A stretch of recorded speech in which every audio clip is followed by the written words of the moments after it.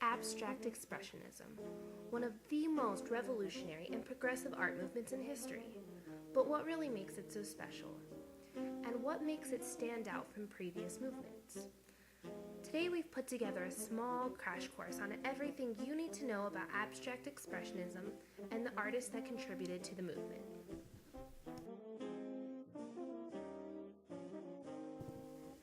To really understand abstract expressionism, we have to go back to what sparked the beginning of the movement.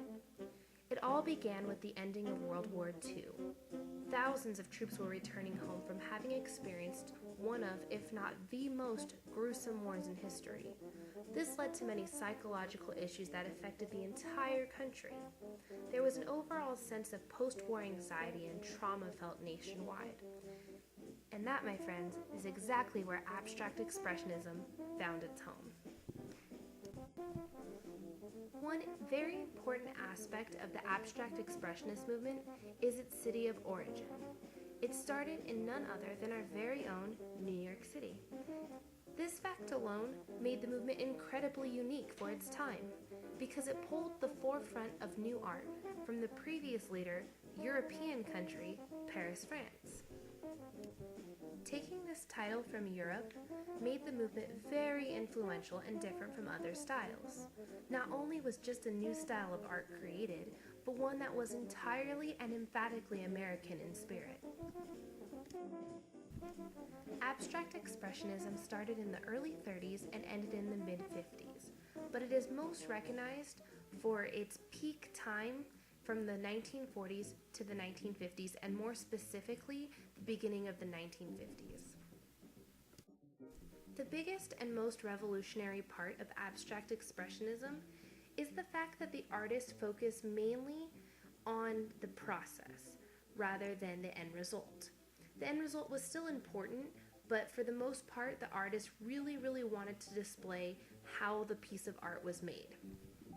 By showing the process, the artist portrays many different traits and themes within the painting. Aesthetically, when you look at an abstract expressionist painting, there are many things that sets it apart from other movements. One of these being color. Being abstract in spirit, abstract expressionism art relies a lot on non-representational aspects. Color can portray emotions or feelings. Examples of this would be using bright colors to portray happiness, cool colors to portray sadness, or warm colors to portray anger. Another very important trait of abstract expressionism is the way that the artist puts down the paint in a very messy or unorthodox way. This allows for a lot of spontaneity and differences in colors and hues. Another important aspect of abstract expressionism is the fact that the artist made a lot of movement in the painting and made it look very energetic.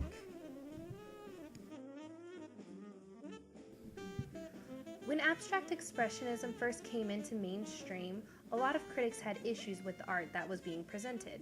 There was many questions of whether it was actually art or whether it should be considered art because it didn't have the detail or the amount of time or effort that seemed to be put into works in previous movements.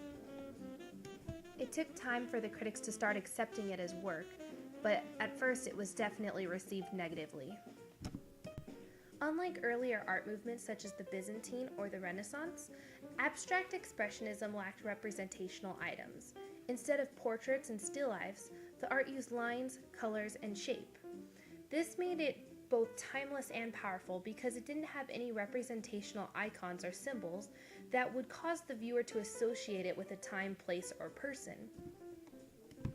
Instead, it would cause the viewer to come up with his own associations and in turn would cause the viewer to create his own emotion towards the piece.